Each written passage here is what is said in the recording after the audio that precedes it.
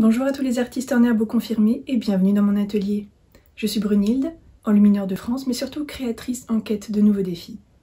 Aujourd'hui, on va parler peinture et j'aimerais particulièrement vous présenter les pigments de l'époque mérovingienne.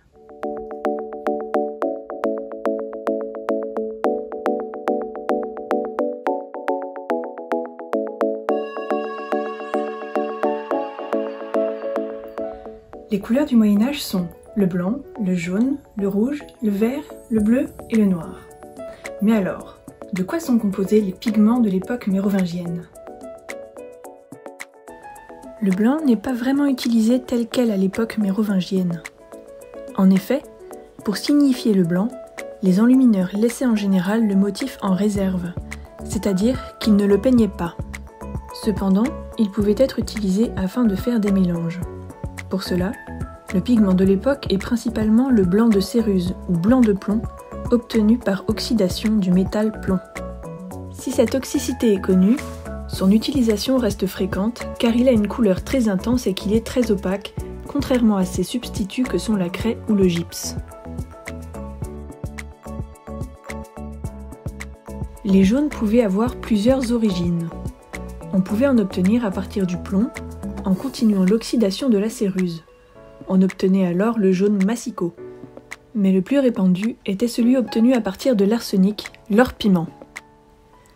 Il est connu depuis l'Antiquité et son utilisation est attestée également à l'époque mérovingienne. Il est de couleur intense et il remplace souvent l'or dans les manuscrits du début du Moyen-Âge.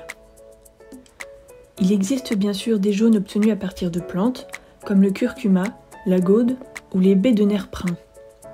On utilise également l'ocre jaune, mais leurs couleurs sont plus ternes ou instables dans le temps. De même, les rouges peuvent être obtenus par oxydation. Celle du plomb, qui transforme le massicot en minium de couleur orangée très intense. Celle de l'arsenic, qui transforme l'or-piment en réalgar de couleur rouge rubis. Celle du fer, qui donne l'hématite. À l'époque mérovingienne, c'est le minium qui est le plus utilisé pour ses teintes éclatantes orangées. Pour les rouges plus intenses et foncés, on pouvait utiliser l'hématite, mais sa couleur en comparaison est terne.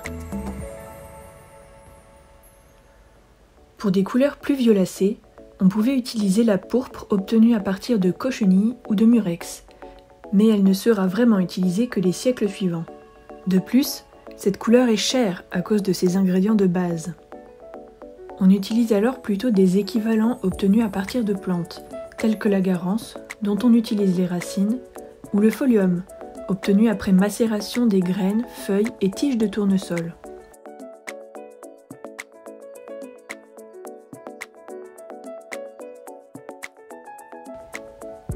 Le vert s'obtenait lui aussi par oxydation, celle du cuivre, donnant les différentes teintes de ce qu'on appelle communément le vert de gris.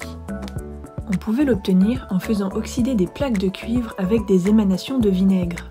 Il pouvait également provenir du broyage de pierres, telles que la malachite ou la chrysocole, toutes deux contenant du vert de gris en proportions différentes, leur conférant leur couleur. Les teintes de vert de gris peuvent varier d'un vert terne à un bleu presque turquoise qui est vraiment éclatant. L'inconvénient de ce pigment est qu'il est assez instable dans le temps, pouvant même parfois aller jusqu'à ronger le parchemin.